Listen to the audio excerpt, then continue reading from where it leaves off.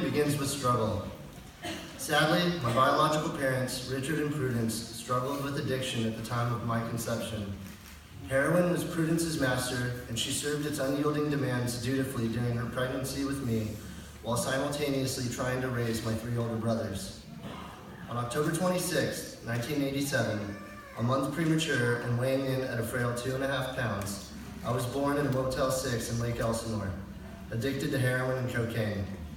My name, Cody Sage Denekashe. Crying incessantly, I shook violently as my small feeble body began to overcome the scourge it endured while in utero. I spent the first 2 weeks of my existence in an incubator, fighting desperately to hang on to a life I had not even been a part of long enough to see with my own eyes.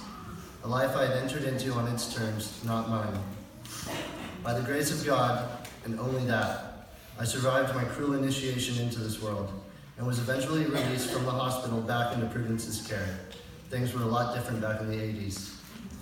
Richard sat in prison for the manufacture and sales of methamphetamine, and Prudence's situation only got worse. One day while my brothers were at school, I lay there in the room with her as she fixed up her last shot.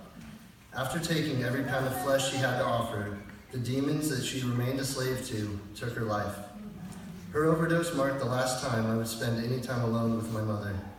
I was 4 months old. Child Protective Services decided to get involved at this point. They allowed my grandmother to look after my brothers, but considered me a high-risk infant and placed me in foster care.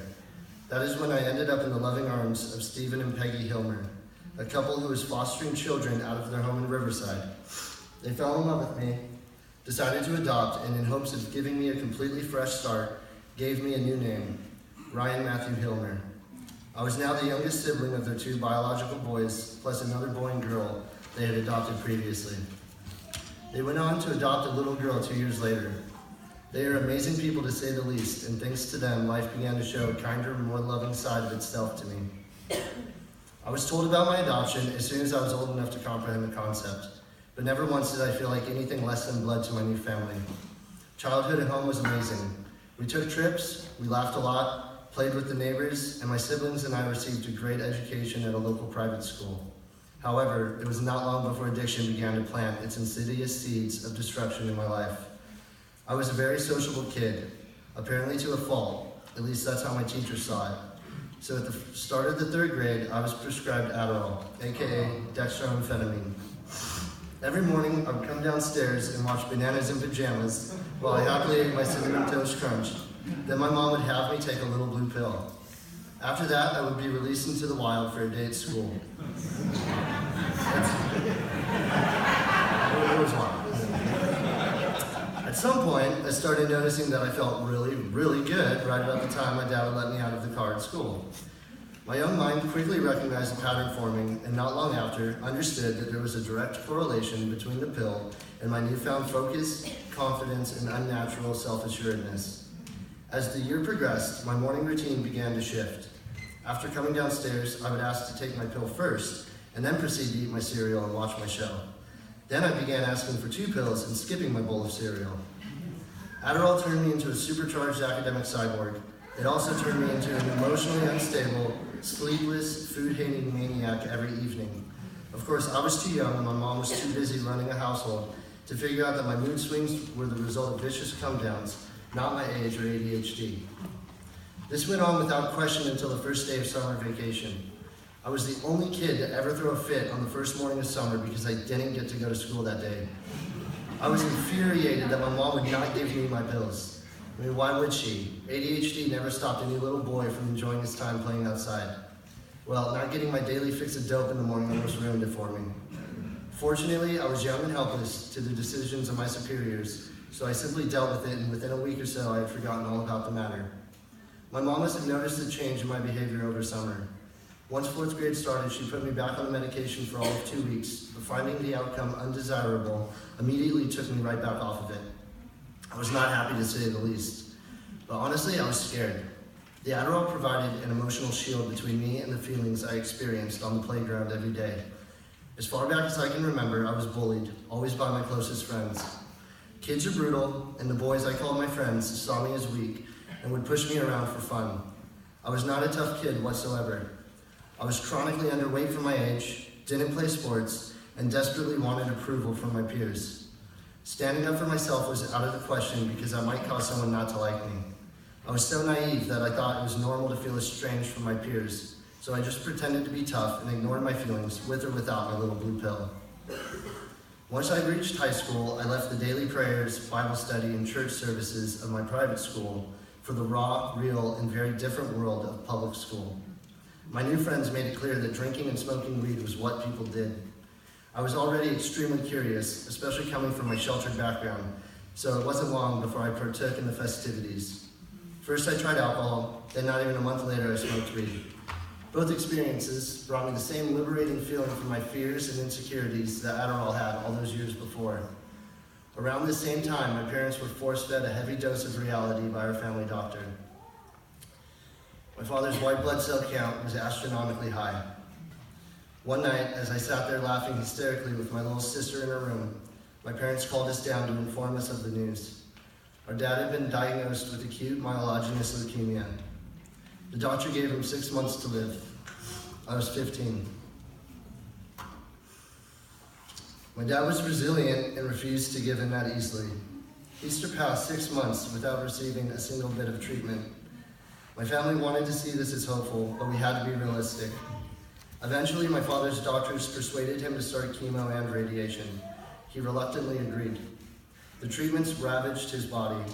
Unable to oversee the business he owned in town, he sat at home viciously sick and in excruciating pain from the internal burns of the radiation caused. I watched helplessly as his spirit broke and took a part of mine with it. On November 12, 2007, 5 years after his diagnosis, my father was finally freed from his pain. Instead of sticking by the side of my family, I found solace for my grief in cocaine and alcohol. I had no idea where it would end, and I didn't care. I was introduced to meth when I was 21. It was a perfect tool for work and partying. It was almost identical to the feeling Adderall had given me. I loved it and used it daily. Then one fateful night, a couple years later, I had a sleep-deprived, meth-induced panic attack, and my friend injected me with heroin to calm me down. A warm, gentle wave of absolute bliss melted over the top of my brain and slowly moved down the length of my body like a warm hug from the devil. I gave my life away. Every day got darker and darker. Many days I would end up in a sort of psychosis from the combination of meth and heroin and spend hours picking at the skin of my face and arms until I was absolutely horrifying to look at. One morning, my friend had to race me to the hospital in the car we were living out of because she woke up to find me completely blue from an overdose. The doctors revived me, and I was using heroin again by that afternoon. A few months after that, a nasty blood infection sent me into complete organ failure and almost ended my life. Hospitals and jail became common shelters for me. Honestly, having a bed in either of those two places beats sleeping in a car or hanging out in the suburbs all night. It was maybe my 5th or 6th visit to jail when I had a moment of clarity and realized that I was paying a high price for an extremely low way of living. Drugs brought me lots of pleasure, but where was my happiness? Did my family care or even know that I was still alive? Was I going to die a junkie? For the first time in years, I prayed. I can't remember the prayer, but it worked. I was released from jail, fully withdrawn from all the drugs, and was placed in San Luis Obispo's drug court program. Now the courts could keep an eye on me for a year and a half. I moved into sober living, I started going to AA meetings, and within 9 months, I thought I was cured. Prayers were not necessary anymore. The way I saw it, God had earned himself a vacation. I could handle things from here. As for working the 12 steps of Alcoholics Anonymous, I didn't need to do that either. That whole being of service business sounded pathetic to me from day one, so I avoided it at all costs. This whole mentality I had adopted worked out really great for me, until it didn't. Thanksgiving Day 2017, 3 days after I celebrated my first year of clean time ever, I went out and bought 3 grams of heroin, 2 grams of meth, and proceeded to burn every positive thing I had worked so hard for right to the ground, all on a complete impulse. Things turned horrific pretty much overnight. My dignity and self-respect were non-existent, and once again I found myself broken enough to get help. A dear friend of mine called me to see if I was still alive, and somehow convinced me to turn myself into court the following morning. I agreed. I had to do a pretty hefty dose of heroin and Xanax just to have the courage to walk in to see the judge. I was sentenced to 6 months in jail, but got but got released after 45 days to come to the Rescue Missions Treatment Program. You know your situation is dark when you are praising God for sending you to a homeless shelter across from a wastewater treatment plant.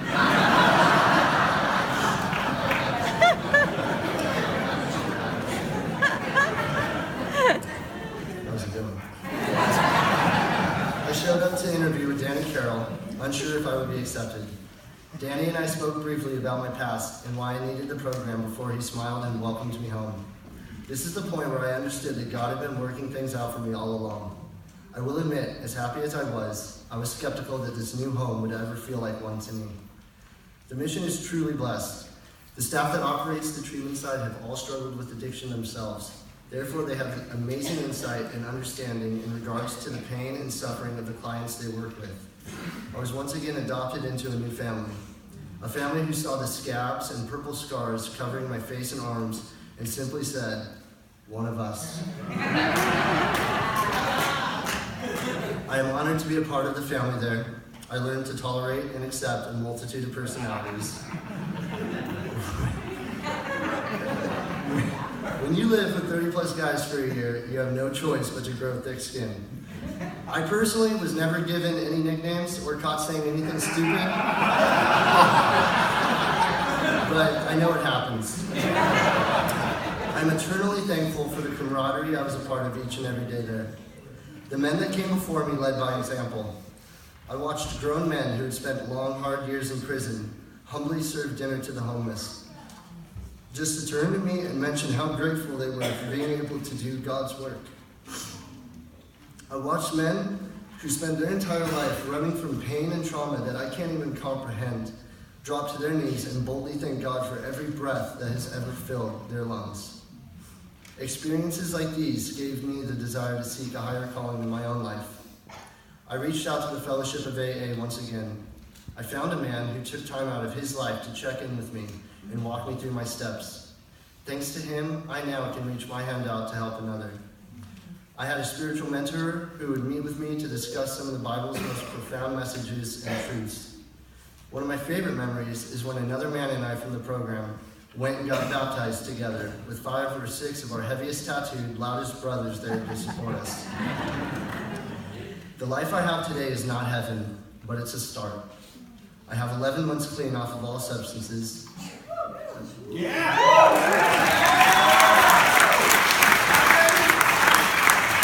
And counting. My emotions no longer dictate my reactions to everyday life. Instead, the light of God's love permeates the fabric of fear that encases my soul. I now focus on my health, not self-destruction. I'm in the best shape of my life, hands down. In a few months, I will be racing with a team of 6 in a canoe, 30 body-breaking miles across open water from Newport Beach to Catalina Island.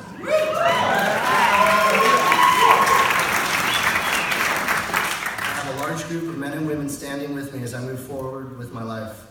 Best of all, I have peace and joy in my heart. My joy is a direct result of my faith. With faith, I am able to boldly enter into each day with renewed strength and confidence that no matter what, my Creator will direct my thoughts, guide my steps, and provide me the tools to overcome any obstacle. All that is asked in return is that I share that love and support with others. Words cannot convey the depth and beauty of the mighty work Christ has done in my life through the mission this last year. The mission as a whole is greater than the sum of its parts. I will leave you with a verse that I believe expresses the view I have of my past and my hope for the future. Romans 13:12. The night is far spent, the day is at hand. Therefore, let us put off the works of darkness and let's put on the armor of light. My name is Ryan, I'm an addict, and the sovereign hand of God will always guide me. Thank you.